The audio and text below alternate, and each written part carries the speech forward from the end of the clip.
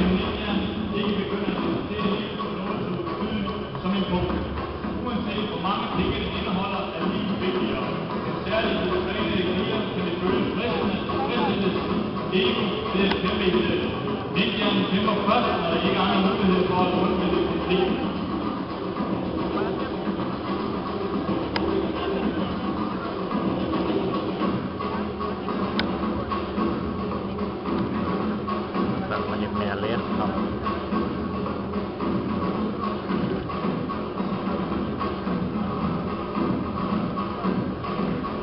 Mærkelige strategier, der udfordrer modstanderne til at stå i vejen for hinanden.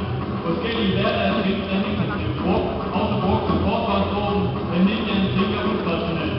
En krum, jakke eller mobiltelefon kan bruges til forsvar med mere velbevægende modstandere.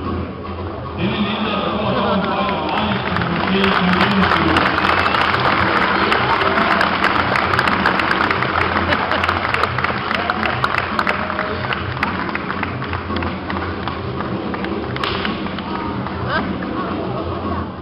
Som I kan se, er antallet af modstandere i virkelig kamp ukendt.